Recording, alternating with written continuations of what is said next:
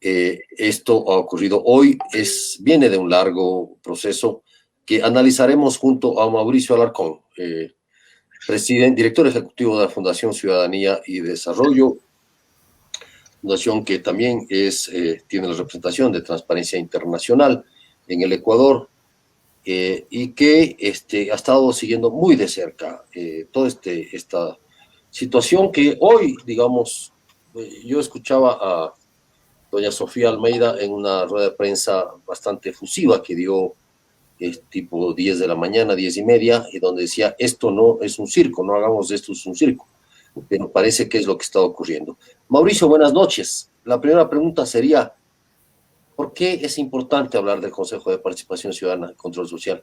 ¿Qué es lo que se está jugando? Y ya hablaremos del anecdotario, pero ¿qué es lo que se está jugando este momento?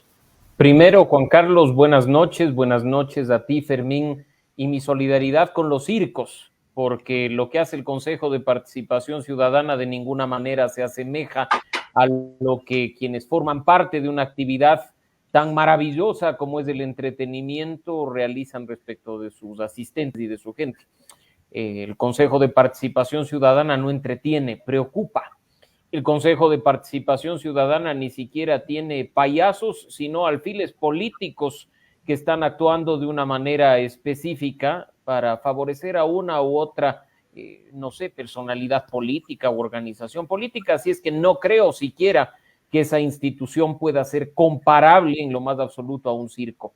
¿Por qué el Consejo de Participación Ciudadana es importante? Porque desde la entrada en vigencia de la Constitución actual, la del año 2008, se inventó esta novelería con el único objetivo de entregarle en bandeja de oro a un grupo de subordinados, aquel entonces presidente de la República, la designación de las autoridades de control, lo que en toda nuestra región pasa por un sistema de control cruzado y de pesos y contrapesos entre las distintas funciones. Pasó en nuestro país a ser concursos públicos de merecimientos y oposición, amañados y en mano de un grupúsculo de gente que cree que puede hacer y deshacer con las instituciones a su antojo. Hay que prestarle atención en particular a lo que hoy sucede por la deuda pendiente que se tiene con los ecuatorianos. Tenemos un Consejo Nacional Electoral que no ha sido renovado parcialmente, tenemos un defensor público encargado de manera perpetua, más de 3 años incluso a propósito de un proceso fallido del Consejo Transitorio, tenemos una superintendencia de compañías encargada también durante las últimas semanas y sin atenderse la terna presentada por el presidente de la República. Estamos a puertas de que no se pueda realizar el cambio que corresponde en la Contraloría General del Estado después de una crisis infinita de subrogaciones y de encargos bastante cuestionados, por cierto, y no se diga otros tantos procesos que quedan en el camino y que probablemente en el corto plazo quedarán también en la memoria porque se incumplirá con lo que dice la Constitución y la ley. Gracias, Mauricio. Bueno, y les comentábamos entonces al inicio que 4 de los integrantes del Consejo le dieron una especie de golpe de Estado a Sofía Almeida. Sofía Almeida era la presidenta del Consejo, una figura que había sido cuestionada por su manejo de la institución, pero que también no pudo hacer un manejo político de este caso. Esto había motivado entonces que nuevamente se empantanaran en demandas y contrademandas, una cosa similar a la que ocurrió en el municipio de Quito. Recurrieron a jueces en Guayas con acciones de protección y en ese punto estaban las cosas hasta que hoy, en la mañana, 4 consejeros liderados por Hernán Ulloa han establecido una nueva mayoría, mientras desde Guayaquil Sofía Almeida protestaba. Esta nueva mayoría ha nombrado presidente del Consejo de Participación al abogado Hernán Ulloa. Veamos la posesión que tuvo lugar entre los 4 consejeros, que son los que están encabezando esto. Jura usted, por su honor, por el honor de su familia, por el honor de esta patria, llevar adelante con acuciosidad, con respeto al orden constituido, a la norma constitucional, a la norma legal y reglamentaria, estatutaria, el destino de esta institución. Y también hubo folclore y a veces algo de circo, como comentaba Mauricio Alarcón, con respecto de los circos. Veamos la limpia que se hizo del sillón que ocupaba hasta hace pocas semanas Sofía Almeida. No sé con qué será, Mauricio. Después vemos del video, nos ponemos a Con analizar. alcohol ha de ser, ¿Qué será? No, no es con alcohol, es con una rama. Yo la verdad no sé si es con ortiga. caña Manavito, porque Francisco Briones es de Manaví. Veamos No, de qué no, no, Briones, Bravo, no me Perdón, lo Bravo. confunda con el consejero presidencial, por favor. Disculpe. Veamos la limpia de la silla.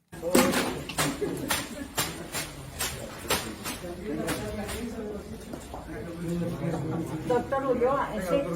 Doctor Ulloa. Doctor Ulloa, en serio. La silla azul, póngala. No, en serio, no se siente ahí. Siéntese en azul, por favor. Y hay una señora preocupadísima porque en serio creo que cree que la silla está maldita. Bueno, y perdón, Fermín, pero la silla está maldita porque los 3 últimos presidentes han sido decapitados, ¿no? El señor Tuárez, cura, además está preso. El señor Cristian Cruz fue destituido por juicio político y ahora la señora Almeida ha sido removida por la mayoría, así es que yo cambiaría el mobiliario del Consejo, no vaya a ser que incluso por ahí pulula el fantasma del expresidente del transitorio, que como sabemos andaba por encima de la Constitución y la ley y es corresponsable de lo que hoy estamos viviendo en varias instituciones del Estado. Una pregunta coyuntural, Mauricio. El Consejo de Participación Ciudadana tiene que elegir a uno de la terna enviada por la Corte Nacional para definir presidente del Consejo de la Judicatura, ¿cierto? Efectivamente, Juan Carlos, en este caso, en función de lo que manda el artículo 179 de la Constitución, le corresponde al presidente de la Corte Nacional de Justicia presentar una terna al Consejo de Participación Ciudadana y que de esa terna, después de un proceso de impugnación, se pueda designar a quien presida efectivamente la judicatura por los 3 años que restan en este caso en funciones, ¿no? Hay un encargo que se ha producido al interior del Consejo de la Judicatura. Hay una pugna, además, en función de lo resuelto inconstitucionalmente por el Consejo de Participación Ciudadana transitorio. Así es que mientras más pronto el presidente de la Corte, Iván Saquicela, entregue esa terna al Consejo de Participación Ciudadana, más pronto veremos una nueva persona liderando la administración o lo administrativo de la justicia en nuestro país. Te hacía una pregunta porque, perdóname, Fermín, nada más para completar esto, porque ahora en el marco de la rendición de cuentas del presidente de la Corte, hoy que se dio a las 3 de la tarde en el remodelado Teatro Capitol, Quito, ahí el presidente, yo le pregunté a quién le iba a mandar la terna, porque si tenemos a un presidente y una presidenta, sentados en la misma oficina, supongo que el que primero que coja la terna sea el que elija. A ese nivel estamos. El presidente de la Corte Nacional de Justicia me dijo que él lo único que era es cumplir con su deber, es decir, entiendo que meterá por ventanilla y allá veremos qué pasa. Pero ese es parte del problema general, es decir, todo está relacionado, todo está atado. Si algo falla en esta entidad dominadora, es probable que no tengamos tampoco presidente del Consejo Nacional de la Judicatura. Pero mira, Juan Carlos, y como te digo, no es lo único. Se iba a sortear a quienes debían salir del Consejo Nacional Electoral para la renovación parcial, ni siquiera eso se lo ha hecho. Así es que son varias las instituciones que en este momento dependen de una solución a la pugna que durante los últimos meses hemos visto al interior del Consejo de Participación Ciudadana. Lo cierto es que en un cuerpo colegiado como este priman los votos y de 7 miembros, 4 son la mayoría. Así incluso lo resolvió en su momento el Procurador General del Estado a propósito de una consulta hecha por el expresidente del Consejo de Participación Ciudadana, Cristian Cruz, a finales del año 2019. Así es que ya con 4 votos, como los que hemos visto en acción durante la jornada de hoy, creo que lo menos que podrían mostrarle al país son resultados de todas esas deudas pendientes. Pero las cosas no se quedaron así como en las horas de la tarde llegó Sofía Almeida y logró o intentó retomar su oficina. Ella increpó a Hernán Ulloa sus acciones. Veamos qué fue lo que le dijo. Y no podías actuar, y tampoco el señor Nelson Silva, asesor del consejero Bravo, porque está desvinculado desde el día de hoy. Así que hazme el favor y acata las resoluciones y la Constitución y retírate de la oficina del Consejo de Participación Ciudadana, porque esta es mi oficina. Haz el favor, por favor, respeten la Constitución y la ley. Esto no es cuestión de coger y apoderarse del Estado. Se ha hecho una sesión, una audiencia pública. ¿Qué falta de respeto a la ciudadanía? Es una falta de respeto a la institucionalidad del país. Por Dios. ¿Qué actitud? Tú no eres el presidente, tú no eres el presidente, pero tú no eres tú estás de acuerdo a ENCOA, tú estás recusado y no podías actuar. Tú no podías actuar el día de hoy, así como el señor Nelson Silva tampoco podía actuar. Bueno, eso fue lo que le dijo Sofía Almeida, le increpó a Hernán Ulloa, y luego pasó una cosa muy curiosa. Como ninguno de los dos se ha ido de la oficina, ambos están despachando juntos. Veamos. Violenta. Es el momento actual de unirnos. Las organizaciones sociales del Frente Popular vamos a estar presentes y vigilantes, que no susciten esta forma inadecuada de actuar por parte de elementos que quieren desestabilizar al Consejo de Participación Ciudadana. Para nosotros la participación ciudadana es fundamental. Mi nombre es Carlos Castellanos. Me conocen bien. Abajo están llegando ya compañeros comerciantes, compañeros de los barrios, de los trabajadores. Están llegando maestros a respaldarle a usted, señora consejera. Amén. Amén. Amén. Ya. El tipo. Así que folclórico se queda corto para lo que ha pasado hoy, Mauricio. Y también creo que hay que ponerle un límite a esos calificativos, Fermín, porque el folclore es algo que tenemos que respetar y en el caso específico de lo ecuatoriano hasta resaltar. El Consejo de Participación Ciudadana no le pisa ni los talones al folclore ecuatoriano. Lo que hemos visto es vergonzoso, es una vergüenza que además la disputa sea por quién ocupa una silla, y eso evidencia el nivel de desinstitucionalización en nuestro país. Mira que la presidencia de un consejo debería estar ahí sin importar si la mesa tiene 7 asientos o si la silla tiene el espaldar más alto. La presidencia es una dignidad que se ostenta incluso por fuera de la institución, pero más parecería que en este caso están acostumbrados a esos juegos en los que pones la música y giras en torno a las sillas para ver quién se queda sentado al final y se lleve el premio, evidenciando, como digo, la situación paupérrima de las instituciones de nuestro país. Ahora, Mauricio, como diría Jack el Destripador, vamos por partes. Primera parte, tú decías que es legal lo que hizo la mayoría, es decir, hay 4 consejeros, pero la presidenta o expresidenta Almeida decía en la mañana que es absolutamente ilegal porque no se puede, hay una ley orgánica de garantías constitucionales, ¿no es cierto? Esta ley orgánica establece claramente cuánto duran no estoy claro si es la ley mismo, pero se basaba en la ley orgánica que rige el funcionamiento del Consejo de Participación Ciudadana, donde se menciona que dura 2 años en sus funciones y no establece ninguna posibilidad, ¿no es cierto?, de este tipo de relevo, salvo juicio político, como ha ocurrido con los 2 anteriores presidentes. Y aquí no ha habido un juicio político. Ahora, se mencionaba también la decisión del procurador, pero eso está por encima de la ley orgánica.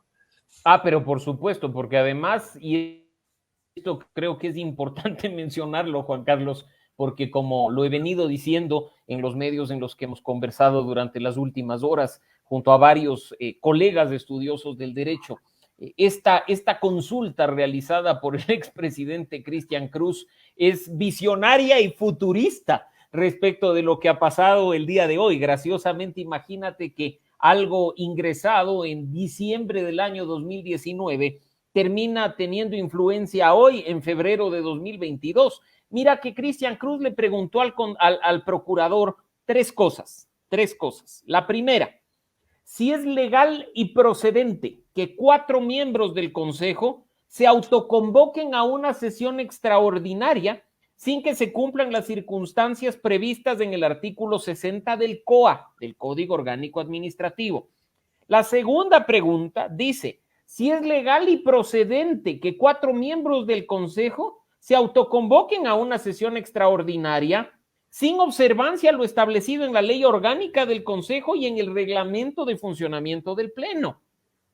Y la tercera pregunta que se le hace al procurador se le es, ¿cuáles serían los efectos jurídicos de las decisiones adoptadas en una sesión ordinaria o extraordinaria autoconvocada por 4 miembros del Consejo? Y mira que al respecto el procurador dice, se concluye que las decisiones adoptadas en sesión ordinaria o extraordinaria, bajo el amparo de lo mencionado, se presumen legítimas. Así es que, en definitiva, lo que tenemos este rato, hasta avalado con ese pronunciamiento previo, es que lo actuado el día de hoy por la mayoría es válido. En este caso, por supuesto, quienes han sido destituidos de la presidencia y de la vicepresidencia del Consejo tienen la posibilidad de presentar acciones de protección y hasta pedidos de medidas cautelares en función de supuesta violación de sus derechos fundamentales. Esperemos que no se tuerza la justicia para obtener un resultado favorable o que por sorteos mágicos esas acciones de protección terminen en los mismos jueces que muchas veces por encima de la ley resuelven a favor de una familia, ¿no? Mauricio, vamos a lo político. Se ha dicho que detrás de esto, o el gran beneficiario de esto, es el gobierno, porque estos 4 vocales o consejeros de participación estarían en la línea del gobierno. Es lo que denuncia, por ejemplo, el MPD a través de varias redes sociales, que es la formación política de David Rosero. Y también en la Asamblea se ha visto que se ha presentado un juicio político por parte de la oposición contra los 4 miembros de esta mayoría, en el que creo no se ha sumado. ¿Cómo ves esto en términos políticos, Mauricio? Mira lo preocupante que resulta, Fermín, que tú hagas alusión a una organización política a la que pertenece el consejero Rosero o con la que está alineado el consejero Rosero, cuando se supone que los miembros del Consejo de Participación Ciudadana no deberían tener filiación político-partidista alguna.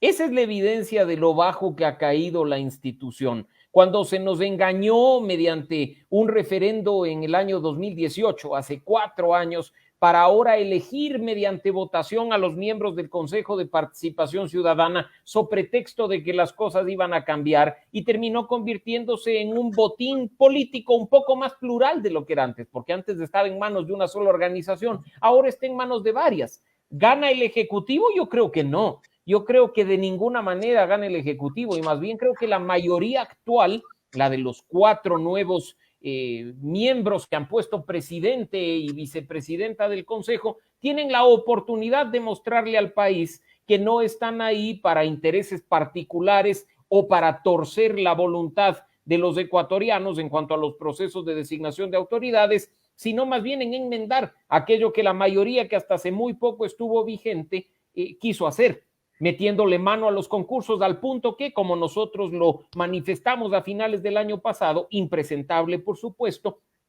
se modifiquen los reglamentos para decir que la Secretaría de las Comisiones Ciudadanas de Selección, que constitucionalmente se presuponen independientes, tiene que provenir de una terna presentada por quien ejerza la presidencia del Consejo de Participación Ciudadana. Esa es la objetividad y la independencia con la que una vez más se querían hacer los concursos para designar contralor, defensor público y otras autoridades que están en camino.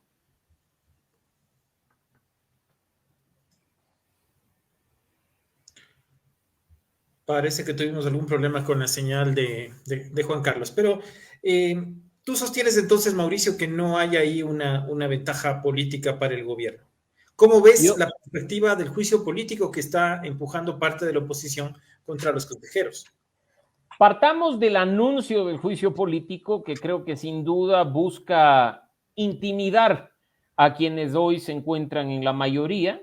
Es, por supuesto, constitucional y legal lo que en este momento plantea el bloque de UNES, el bloque del Partido Social Cristiano y una parte de Pachacutic. Recordemos que en el caso de los juicios políticos que no forman, en este caso, ni respecto de ministros de Estado, ni miembros de la función electoral o del Consejo de la Judicatura, requieren simplemente mayoría absoluta para censurar y destituir a quienes son objetos de los mismos, así es que bastaría en este caso 71 votos para en unos pocos meses decapitar una vez más a una integración del Consejo de Participación Ciudadana y Control Social, como se hizo en su momento con Cristian Cruz, como se hizo en su momento con el cura Tuárez y otros miembros de esta institución. Así es, el juicio político es una realidad, como realidad también, y creo que es un elemento importante mencionarlo, Fermín, que mientras se está tratando un juicio político en la Comisión de Fiscalización no puede conocerse otro. En este caso, la comisión actualmente está saliendo del juicio político contra la superintendenta de bancos y tiene una cola de procesos que van desde el propio Contralor General del Estado, pasando por el Procurador General del Estado y terminando hasta con los miembros actuales del Consejo de la Judicatura, cuyo juicio político fue anunciado por el asambleísta Fausto Jarrín hace apenas pocos días, ¿no? Y con un detalle que también tiene que sumarse a todo esto, que en febrero del 2023, en un año exactamente, elegiremos a nuevos miembros del Consejo de Participación Ciudadana y Control Social. Ahora, Mauricio, bueno, quería hacer un comentario que se me estaba pasando sobre los videos. Primero, hay que reconocer a la señora Sofía Almeida su persistencia, ¿no? Y el no dejarse, digamos, de alguna manera, para ella arrebatar el cargo. Algunos lo han llamado pataleta, pero, digamos, ella está ahí sentada en su trono, en su silla, y se ve este video patético donde están despachando. Al fondo se veía a Hernán Ulloa y a la vicepresidenta nombrada por la mayoría, y en el otro escritorio a Sofía Almeida, recibiendo el respaldo de un señor que gritaba, diciendo que debe ser que apoya, o del MPD, que apoya a David Rosero, y diciéndoles alto para que oigan Hernán Ulloa y la señora Rivadeneira en voz alta, que ya venían los comerciantes de ni sé dónde, supongo que a sacarlos a palos también.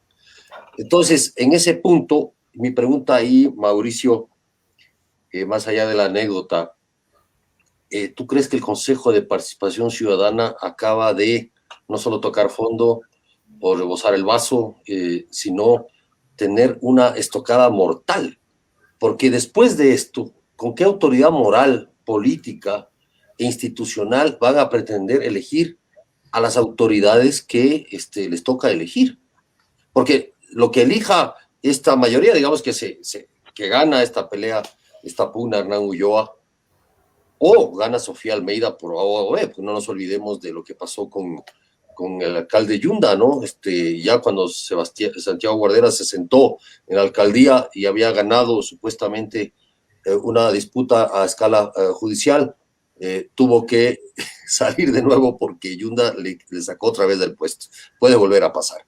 Pero pase lo que pase, Mauricio, esto no tiene vuelta atrás, me parece, para el Consejo de Participación Ciudadana. Y te voy a dar un regalo, Juan Carlos. El regalo en plata, por favor. No, el regalo de que sepas que además miembros actuales del Consejo de Participación Ciudadana y Control Social, aquellos que han entrado después de la destitución de los otros, han presentado acciones de garantías para poder postularse a la reelección en las elecciones de febrero del próximo año. Así es que esto sigue su curso, sigue la historia de terror. ¿Cómo es eso? Perdón, ¿por qué? O sea, ahí hay un plazo que te da la ley y la Constitución. No, vos no puedes romper esos plazos con una acción de protección. Por supuesto, pero lo que se argumenta en ese caso es que no son las personas que iniciaron los periodos, que no son las personas que formaron parte de este tema, y que pues en este caso, y ojo con ese detalle, por supuesto, recordarás tú que en el referendo de febrero del 2018 se había establecido en una pregunta, la pregunta 3 específicamente, los temas del Consejo de Participación Ciudadana y Control Social, y pues en este caso lo que se decía que ejercerán un periodo, en este caso de 4 años, ojo, 4 años. En un inicio se planteaba con la Constitución de 2008 que duraban 5, y pues en este caso lo que se activa es que no pueden correr por la reelección, pero como pinta el panorama, pues intentarán quienes han entrado mediante acciones reelegirse. Así es que te digo, la película de terror en este caso no termina porque les vamos a seguir viendo en acción tratando de sostenerse en el poder, y por supuesto, como digo, la nueva mayoría con una oportunidad, con la oportunidad de mostrarle al país que no está ahí, como algunos dicen, por mandato del Ejecutivo, aunque sí me parece bastante impresentable que hayan llegado policías en la mañana sin que nadie los haya convocado, algo bastante extraño, pero como digo, demostrarle al país que pueden enderezar los procesos y que pueden además saldar las deudas que se tiene con el país en cuanto a la designación de autoridades. Gracias, Mauricio. Bueno, pasemos a otro tema, aprovechando tu presencia. El día de hoy, el presidente Lasso dio una entrevista en la que participó Juan Carlos con relación a algunos temas de actualidad, y él habló sobre la inseguridad, y dijo el presidente que él no puede solucionar lo que no se ha hecho en los últimos 14 años. ¿Cuál fue tu impresión sobre el presidente esta mañana y sobre todo sobre el enfoque que él tiene sobre la seguridad en el país?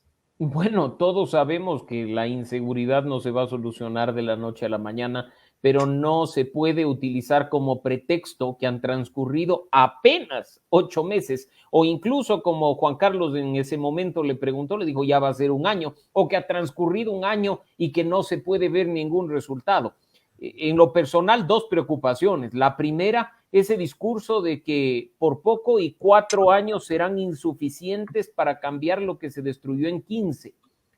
Mensaje velado de que Lasso buscará la reelección en 2025, no sé, a mí me hizo mucho ruido. Y adicionalmente la preocupación de que no se le presenta al país, y espero que Juan Carlos coincida conmigo, un solo plan respecto a los temas de seguridad. Improvisación, acciones sobre la marcha, no es lo óptimo, y lo único que se evidencia es que la situación en lugares calientes como la provincia del Guayas sigue igual, por mucho que el gobernador y por mucho que otros funcionarios nos exhiban con mucho orgullo, no sé, pues la incautación de armas o la incautación de bloques de droga. Siguen matando a la gente, y no precisamente por problemas de bandas o de narcotráfico, sino ya en definitiva creo que utilizar los servicios de un sicario se ha vuelto tan fácil como salir a comprar pan en la tienda de la esquina. Sí, al respecto, y gracias Mauricio, de todas maneras, a mí me dio la impresión de que, estoy seguro que hay un plan, pero me parece que es un plan reactivo.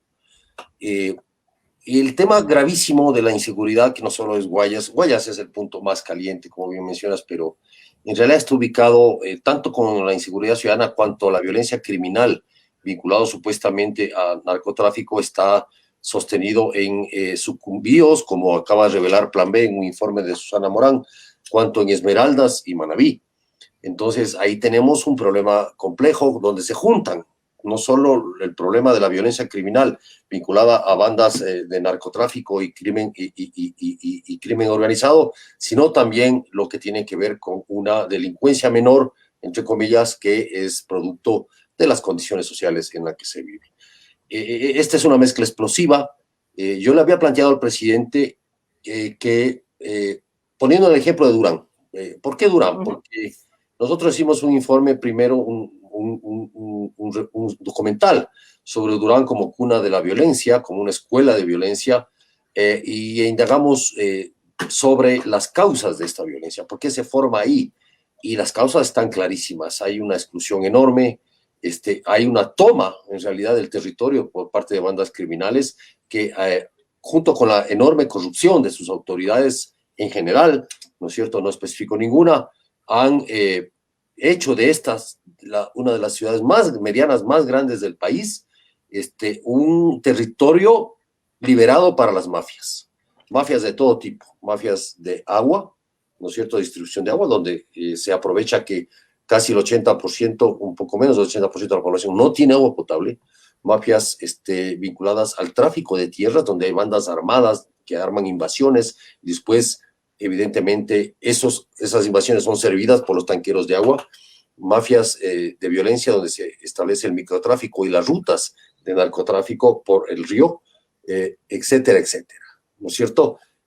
Está identificado este punto caliente. ¿Por qué el gobierno y los municipios y la prefectura, etcétera, no intervienen, no solo en el tema policíaco, le decía al presidente, no solo en el tema policíaco, porque la respuesta no es solo policíaca, la respuesta tiene que ser policíaca, sí, pero también social, pero también integral, pero también un Estado ahí presente en la zona, ¿no es cierto?, haciendo lo que tiene que hacer, ¿no es cierto?, brindando no solo su servicio, también brindando esperanza, que eso es lo importante, brindando la posibilidad de que el destino de las personas no sea hacerse sicario de los jóvenes, no sea hacerse sicario o microtraficante, o las mujeres, quién sabe qué otro destino terrible. Entonces, esa respuesta fue, pues, hagamos empleo. El empleo es la respuesta. Y yo no sé si el país aguante que las cifras de empleo suban con un acuerdo comercial con China. Eso es lo que me preocupa, Mauricio y Fermín. Indudablemente, Juan Carlos, y yo en lo personal discrepo con tu idea de que exista un plan, porque si efectivamente existiera, lo conoceríamos y podríamos opinar respecto del mismo. Esperemos que yo esté equivocado, que los que dudamos de la existencia de planes por parte del gobierno nacional estemos equivocados por el bien del país frente a un tema tan sensible y que sigue siendo una de las prioridades de los ecuatorianos, ¿no? Ahora, Mauricio, es cierto que se convirtió en un tópico esto de decir que todo ha sido culpa de los gobiernos anteriores, pero tampoco eso significa que debamos olvidar que ha habido dos administraciones, la larga de Correa y la corta de Moreno antes de esta, y que sin duda tienen la culpa de parte de lo que ocurre en el país. ¿Qué opinas tú sobre si hay o no responsabilidades de las administraciones anteriores que habría que señalar en algún momento? Hoy lo dijo Guillermo Lasso en la entrevista, hoy lo dijo en su enlace con la ciudadanía, el hecho de que los gobiernos anteriores han pactado incluso con grupos irregulares para llevar a cabo la situación que durante todo este tiempo se ha vivido. La permisividad respecto del crimen organizado pasa factura, indudablemente, pero de nuevo, escudarse en lo que han hecho o no han hecho los anteriores no es lo óptimo cuando ya llevas en el cargo prácticamente un año, cuando la ciudadanía sabe que el 25% de tu mandato está por cumplirse, cuando le demostraste por el tema de la vacunación que puede ser muy eficiente cuando hay un plan detrás. En este caso en específico, los resultados son muy pocos y además creo que es necesario que se analice la actuación de los distintos actores, me refiero a ministros, secretarios de Estado e incluso asesores en la materia, en cuanto a su efectividad, en cuanto al trabajo a favor de la seguridad de los ecuatorianos, ¿no? Probablemente no tengan una buena calificación en función de lo que estamos viviendo hasta el día de hoy, como dije, en varios puntos críticos del país. Claro, y ahí, para volver al principio, Fermín y Mauricio, creo que el punto crítico tiene que ver con todo este proceso de desinstitucionalización, esa especie de descomposición en algunas instituciones a velocidad muy rápida, como el Consejo de Participación, otros a una lenta velocidad, pero descomposición al fin, y lo que vemos es como una amalgama, ¿no es cierto?, un pantano a veces pestilente sobre lo que está pasando en el país y afecta de alguna manera, porque eso no trae soluciones. Ahora, ¿cómo miras tú, Mauricio, el tema de la Asamblea Nacional en ese sentido? Yo conversaba ahora con un ex asambleísta que acaba de renunciar, que voy a reservar el nombre, y que me decía... O sea, estás ratificando que es consejero o asesor del presidente de la República. No, me imagino que conversaste en Palacio. Y él me decía, porque yo le decía, bueno, ¿cuál fue la razón de tu salida? Y él me decía, aquí hay un problema central, lo digo porque lo había dicho en una radio públicamente, y es que de la Asamblea hay que preocuparse, o sea, no por lo que no por lo que hacen, sino por lo que no hacen. Es decir, yo tengo la impresión de que el gobierno, la política del gobierno es dejar que las cosas se desmoronen, dejar que la asamblea, allá la asamblea, impedir que hagan trastadas, digamos, ¿sí? Impedir que no afecte demasiado lo que mal hacen, y como en el Consejo de Participación, o sea, yo no me voy a meter, no voy a opinar, voy a mandar a la policía porque alguien me lo pidió, pero finalmente voy a dejar que esto se desmorone. Y me pregunto si esa es la intención, si eso es lo responsable. No digo que intervengan, no estoy pidiendo eso, pero de alguna manera debe haber algún tipo de liderazgo político en este país que cohesione al país y no que lo divida más. Si aspirabas a la presidencia de la República y conocías que la Asamblea Nacional es necesaria para darle gobernabilidad a Ecuador e implementar de manera efectiva tu plan, no solo apuntabas a la presidencia de la República, sino que lo hacías también al órgano legislativo. Cuando el gobierno se dio cuenta que apenas tenía 12 legisladores, creo que ya sabía el futuro que le esperaba a la gobernabilidad y a su plan de gobierno.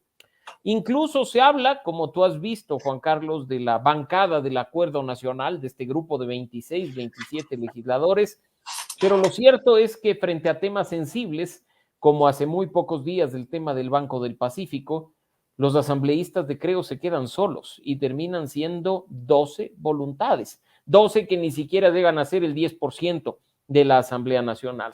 Mayorías que se configuran, mayorías móviles, bancadas que se rompen. Lo hemos visto todo en estos 8 meses, incluso autoridades destituidas de la Asamblea Nacional, ya casos de corrupción denunciados al respecto. Y pues, ¿qué más se puede decir de un órgano que no tiene credibilidad, que ha perdido la confianza de la ciudadanía, pero que al menos durante 3 años y 4 meses seguirá legislando y fiscalizando en teoría a favor de los ecuatorianos? Al Ejecutivo le resta tiempo para tratar de llegar a acuerdos, para tratar de lograr consensos, más aún cuando estamos a horas de que presente un proyecto de ley para incentivar inversiones en Ecuador, y estamos a poco también de que, como se anunció, se presente una reforma laboral. Ahí los votos cuentan, independientemente del resultado, de si son más de 70 o si son más de 80 o más de 90, simplemente se requiere por parte del Ejecutivo que las normas pasen. No creo que ocurra el mismo milagro que con la reforma tributaria. Fermín. Bueno, gracias Mauricio por habernos acompañado. Creo que hemos tocado algunos temas de interés. Ahora, finalmente, ¿cuál es tu pronóstico sin que recurras a la bola de cristal? ¿Qué va a pasar en el Consejo de Participación? ¿Se va a mantener esta mayoría unos pocos meses más? ¿Caerá en la Asamblea Nacional luego del juicio político? Creo honestamente que es más sensato que haga pronósticos respecto de la noche azul de Emelec en el Estadio Capuel.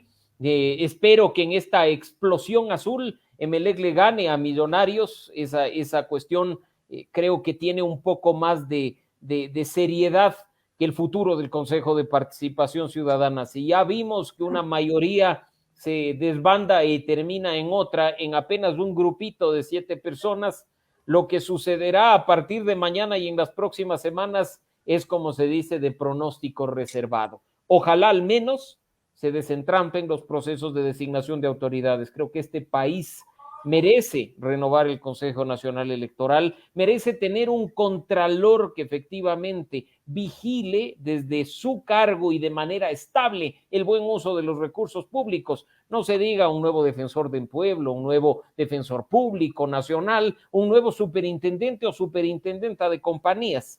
Ojalá, insisto, en este año que le resta al Consejo de Participación Ciudadana se pueda ver algo después de 3 años perdidos en funciones.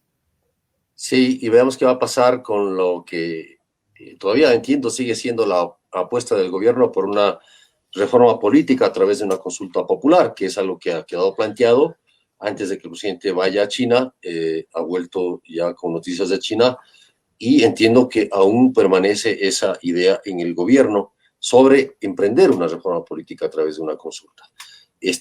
Sin embargo, como puede suceder en este país, las condiciones cambian muy rápidamente. Pero hay una gran ventaja, querido Mauricio, el Emelec por lo menos ya le ganó al COE. No estoy seguro, porque el todopoderoso COE ha seguido los pasos del Consejo de Participación Ciudadana Transitorio e incluso resuelve una y otra cosa sin ni siquiera existir formalmente en una ley. En este país tan desinstitucionalizado, el COE no es sino un punto en el medio de la nada. El COE no existe jurídicamente en realidad, o sea, y toma decisiones que nos obliga a cumplir a los ecuatorianos, es la verdad. Digamos, hay un consenso social, supongo, por aceptar las designaciones de las resoluciones del COE, pero el COE no existe jurídicamente. No sé, tú como abogado, ¿qué piensas? No, y eso lo venimos diciendo desde que la pandemia inició, un COE que ni siquiera ha rendido cuentas, que no sube las actas de sus sesiones, que simplemente manda en ruedas de prensa una u otra cosa de arriba para abajo, o que simplemente toma decisiones casi que viendo lo que va a suceder en una bola de cristal, como decía Fermín.